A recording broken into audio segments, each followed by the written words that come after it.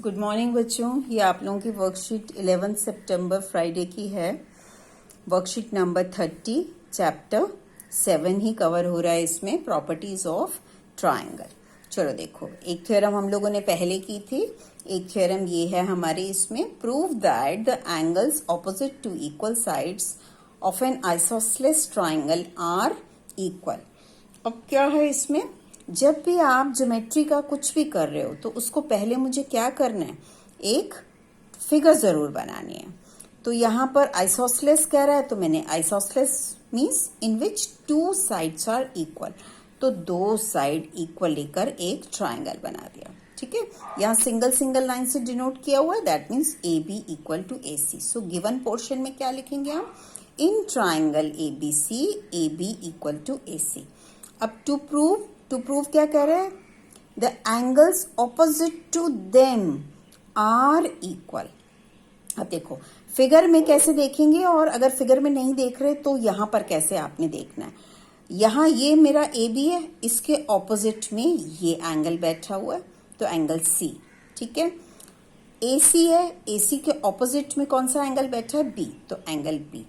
अब अगर मैं फिगर नहीं देख रही हूं तो यहां से ही मैं डायरेक्ट ये भी लिख सकती हूँ। कैसे, देखो यहाँ ये ट्राइंगल लिखा हुआ है मेरा, ए बी सी 3 पॉइंट्स हैं, ए बी ये रहा मेरा। अब मुझे ए बी के ऑपोजिट में एंगल ढूंढना है, तो ए बी को फिंगर रख के छुपा लो, क्या बच गया मेरा, सी, तो सी यहाँ लिख लिया। अब यहाँ पर ए सी को छुपा लो, ए को छुपाया, सी को छुपाया, क्या बचा, बी, तो एंगल बी। एंगल की नोटेशन भाई जरूर देनी है, एंगल की नोटेशन नहीं दोगे तो बहुत गलत हो जाएगा।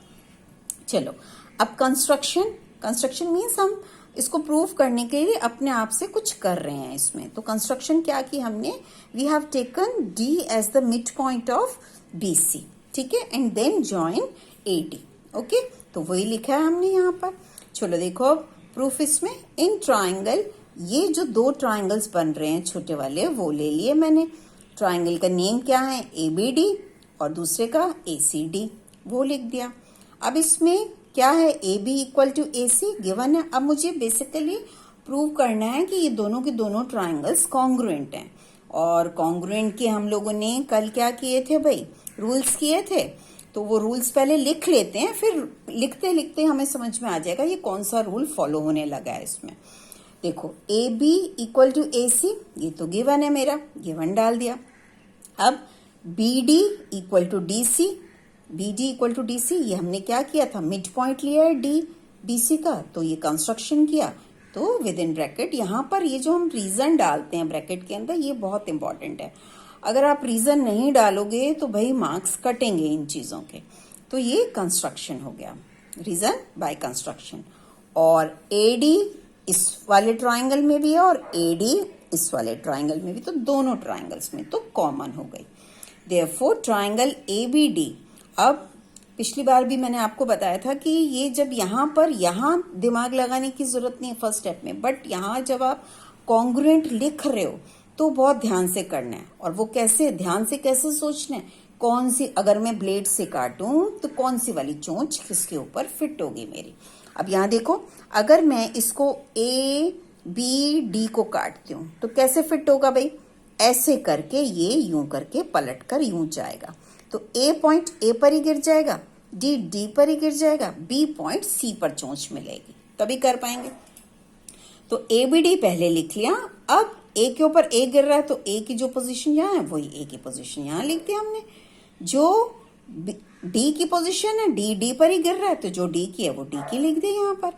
और जो बच गया मेरा बी और सी भी एक के ऊपर एक आने वाले हैं, तो बी की जो पोजीशन है वो सी की पोजीशन। ये अगर हम लाइन ठीक से लिख देते हैं तो सीपीसीटी लिखना मेरे लिए बहुत आसान है।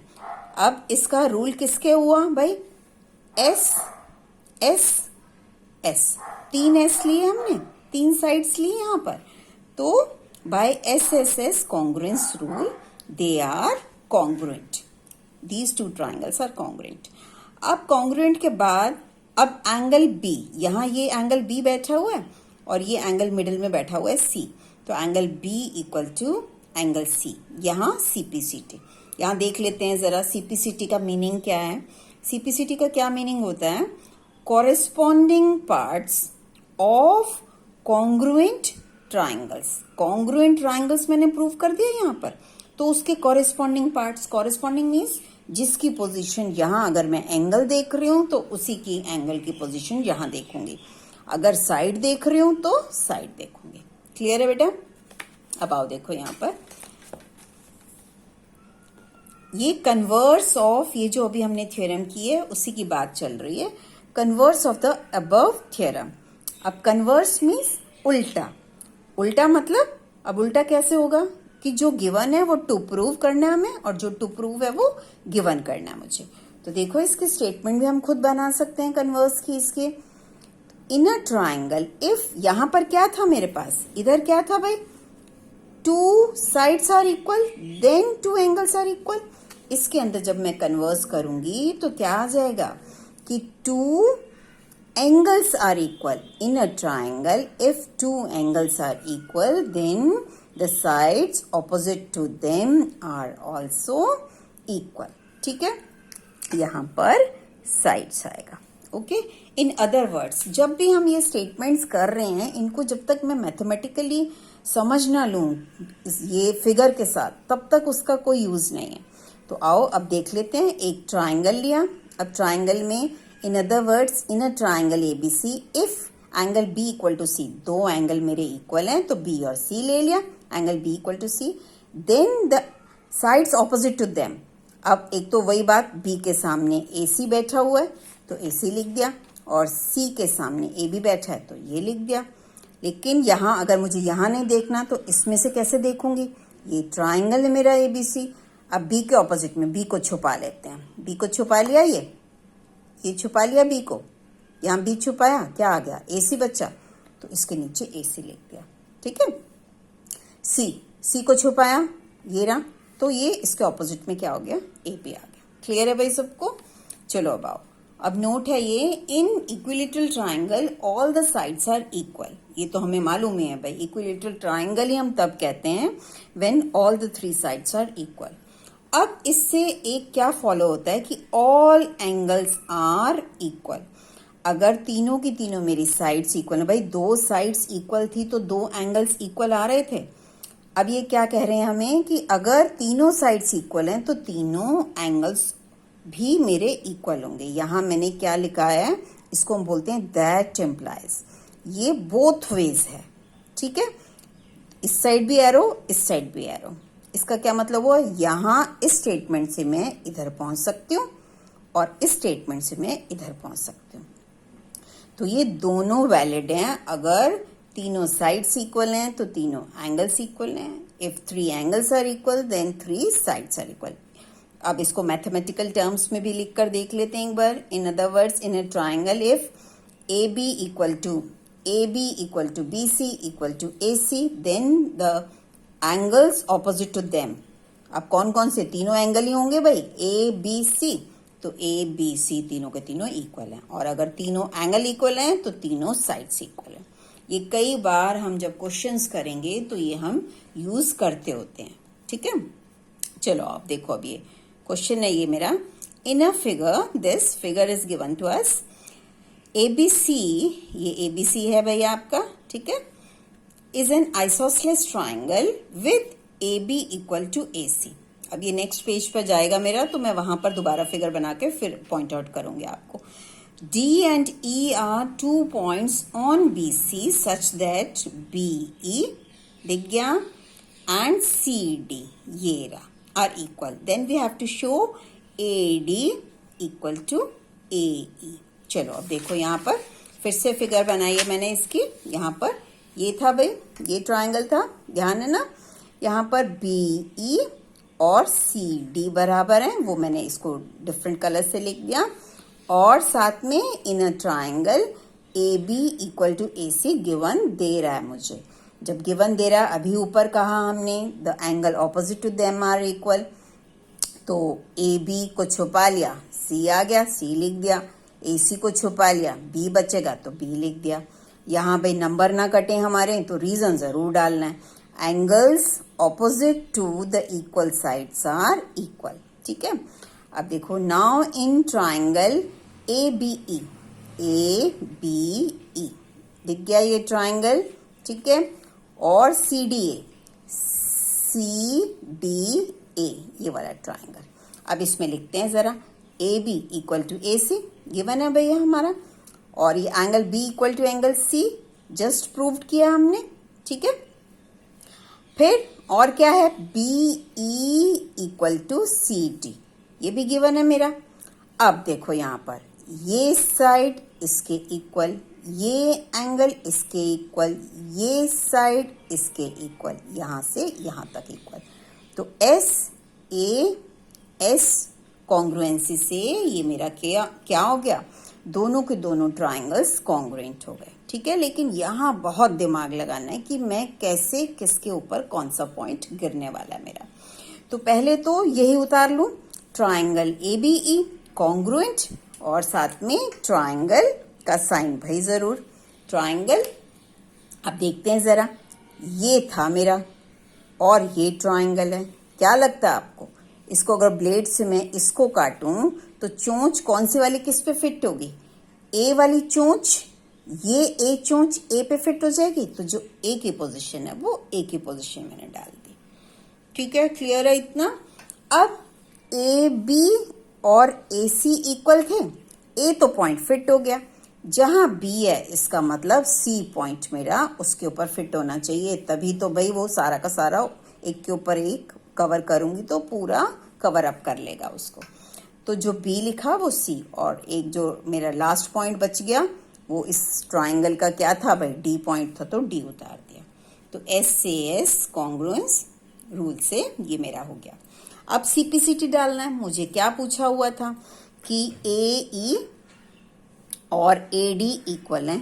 अब देख लो यहां पर CPCT कैसे डालना है, congruent parts of, corresponding parts of congruent triangles. तो AE की पोजीशन ये रही, ये रहा AE, और AD ये रहा, तो AD यहां पर ये रहा, ठीक है, हेंस प्रूव्ड। चलो अब ये 3 क्वेश्चंस हैं बच्चों, ये आप लोगों को अपने आप करने हैं, लेकिन मैं हिंट दे रही हूँ, करेंगे अपने आप। अगर कोई प्रॉब्लम होगी तो मेरे से पूछ लेंगे। क्या कह रहे हैं यहाँ पर, show that the angles of an equilateral triangle are equal to 60 degree. अब कंप्लीट अपने आप करना है। इक्विलेटरल ट्राइंगल पहले बना लिया, equilateral means all the 3 sides are equal. अभी हमने ऊपर क्या किया था, अगर तीनों साइड्स इक्वल हैं तो तीनों एंगल्स भी इक्वल हो जाएंगे। तो एंगल A इक्वल टू पहले क्या लिख दोगे, AB equal to AC equal to BC। अगले स्टेप में angle A equal to angle B equal to angle C, ठीक है। But we know that the sum of 3 angles of a triangle is 180 degree. तो angle A, angle B, angle C को मैं क्या कर दूंगी, X ले लूंगी, लेट कर लिया, सपोज कर लिया। और जहां ट्राइंगल, आपने ट्राइंगल की वो जो प्रॉपर्टी लिखकर angle A plus angle B plus angle C equal to 180 degree, यहाँ रीजन दे देंगे, sum of 3 angles of a triangle is 180 degree. तो यहाँ पर A के नीचे X, B के नीचे X, C के नीचे X, तो क्या आ जाएगा 3X इक्वल टू 180। तो X की वैल्यू कितनी आ गई भाई, 180 अपॉन 3 कट कर 60 डिग्री। और लास्ट लाइन में जरूर लिख देंगे angle A equal to angle B equal to angle C equal to 60 degree, ठीक है। क्लियर है सबको। अब देखो यहाँ पर ये है, a triangle ABC is an isosceles triangle.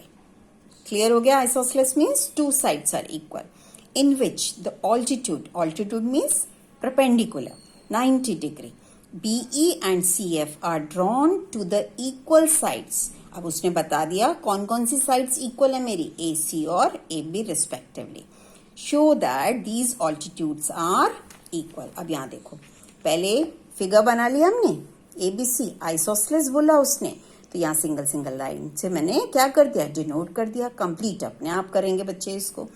अब जो मैं बोल रही हूँ अच्छे से पहले सुनकर, और फिर स्टार्टिंग में वो अपने आप लिखोगे, और जो जहां से यहाँ से जो चीज उतारनी है वो उतारोगे बाद में। अब देखो यहाँ पर आपने ये साइड इक्वल है, इसका मतलब एंगल B और एंगल C इक्वल हो गया, रीजन समझ में आ गया। अब यहाँ ये वाला ट्राइंगल ले रही हूं भाई, BCF, और यहां लिया BCE, इन दोनों ट्राइंगल्स को लिया। अब इसमें क्या क्या चीजें मेरी बराबर हैं, भाई ये ऑल्टीट्यूड था, ये 90 तो इस साइड का भी 90, ठीक है, ये 90 तो इस साइड का भी 90। यहाँ बेटा मैंने 1 लिखा हुआ है इधर, और ये मेरा 2 है इस साइड, ठीक है, ताकि पूरा नाम ना लिखना पड़े, CEB ना लिखूं, ऐसे CFB ना लिखूं, CEB ना लिखकर मैंने 1 and 2 लिख दिया अपनी कंफर्ट करने के लिए। तो angle 1 equal to angle 2 equal to 90 degree. Reason क्या आ जाएगा, since CF and BE are the altitudes, ठीक है। And angle B equal to C, ये अभी हमने ऊपर प्रूव किया कि AB इक्वल टू AC है मेरा, ठीक है। उसका रीजन डाल देंगे, the angles opposite to the equal sides are equal, ठीक है। और क्या है भाई, BC इक्वल टू BC, ये क्या है रीजन, यहाँ क्या आएगा, कॉमन। तो ये दोनों को दोनों ट्राइंगल्स कॉन्ग्रुएंट हो गए। पहले यहाँ पर देख लेते हैं कौन से वाला आएगा, एंगल एंगल साइड, तो AAS कॉन्ग्रुएंस रूल से। अब यहाँ पर ये भी देख लेते हैं कि BCF के साथ ये कैसे कट कर गया होगा। अब अगर मैं BCF को काटती हूँ भाई, कैसे जाएगा, BCF इसके ऊपर तो नहीं फिट हो रखा है ना, तो BCF को काटा, इसको मैंने पलटा और फिर पलट के लेकर गई, तो E का जो पॉइंट है वो F पर चोंच एकदम फिट होनी चाहिए। तो C और B आपस में पलट गए, तो B की जगह पर C की जगह पर B, और F की चोंच मेरी E पर जाने वाली। और यहाँ पर रूल तो मैंने बता ही दिया आपको, AAS से। लास्ट क्वेश्चन है ये आपका, E and F are respectively the midpoints of equal sides of AB and AC of triangle ABC. Then show that BF equal to CE. पहले एक ट्राइंगल, जब भी हम ये करके, वहां पर आपको ये फिगर गिवन नहीं होगी, ये पढ़ने से हमें फिगर पहले बनानी जरूर आनी चाहिए। अब देखो यहाँ पर ट्राइंगल ABC कह रहा है, ABC पहले ट्राइंगल बना लिया, इसमें क्या कहा उसने, E and F are respectively the midpoints of equal side AB and AC. That means AB और AC मेरी क्या है भाई, इक्वल साइड्स हैं। तो ये इक्वल साइड्स ले ली, यहाँ सिंगल लाइन से डिनोट किया हुआ मैंने। फिर वो क्या कह रहा है, E and F are the midpoints, इसका मिड पॉइंट हुआ तो ये साइड और ये साइड इक्वल हो गई, ये भी इसका मिड पॉइंट है तो ये साइड इक्वल हो गई, ठीक है ना। अब देखो यहाँ पर, अब दोनों के दोनों ट्राइंगल हमने कौन से लिए, BCE लिया, BCF लिया। इन दोनों ट्राइंगल को अल्टीमेट गोल मेरा क्या है कि मैं इनको क्या कर दूं, कॉन्ग्रुएंट कर दूं, और कॉन्ग्रुएंट करने से ही ये CPCT में मैं बहुत आसानी से इस चीज को पकड़ लूंगी, ठीक है। तो अब यहाँ देखते हैं जरा क्या क्या चीजें आ रही हैं भाई। अब देखो यहाँ पर एंगल, ये मेरा AB इक्वल टू AC था, तो ये एंगल B और C आपस में इक्वल हो गए। अब समझ में आ गया क्या लिखना है, angles opposite to equal sides are equal. Clear हो गया यहाँ पर रीजन। अब भाई EB इक्वल टू CF, क्या रीजन था, AB इक्वल टू AC, यहाँ पर इधर ही लिख देंगे आप, यहाँ पर AB equal to AC, therefore half of AB, दोनों साइड अगर मैं आधा कर दूं तो भी वो इक्वल आ जाएंगे, ठीक है। तो हाफ ऑफ AC, और हाफ ऑफ AB मेरा क्या है भाई, EB है, हाफ ऑफ AB EB, और हाफ ऑफ इसको मैंने CF ले लिया। अब BC फिर से क्या हो गया भाई, कॉमन लिख लेंगे। So triangle, these two triangles are congruent. अब पहले रीजन देख लेते हैं क्या आएगा बीच में, यहाँ पर क्या क्या हमने किया भाई। यहाँ पर देखो, एक ये साइड ली हमने, ठीक है, ये एंगल लिया और ये साइड ली, बोलो SAS। तो SAS कॉन्ग्रुएंस रूल से ये आपका क्या हो गया, कॉन्ग्रुएंट हो गया। अब बात ये रहती है कि मुझे फिर से इसको फिट करके देखना है, ब्लेड से काटूं तो काटने के बाद वो कैसे फिट होने वाला है, ठीक है। अब भाई E वाली चोंच F पर जानी है, तो इसको मैं ऐसे काटूंगी, पलटूंगी और फिर लेकर जाऊंगी, तो C और B आपस में इंटरचेंज हो गए, तो B के ऊपर C के ऊपर B और E के ऊपर F। अब जैसे यहाँ पर कॉन्ग्रुएंस आपने लिख दिया, उसके बाद लिखते सार क्या पॉइंट आ जाएगा भाई, BF। जरा यहाँ से चेक कर लो, BF एंड CE, देखो यहाँ से BF, ये रहा मेरा, ये रहा, और सीई मेरा ये रहा। तो B C E equal to B F, यहां पर क्या दे देंगे भाई, CPCT। ठीक है, और इसको बी एफ पहले लिखा तो एक बार रीराइट कर देंगे एंड हेंस करके therefore B F equal to C. Okay बेटा।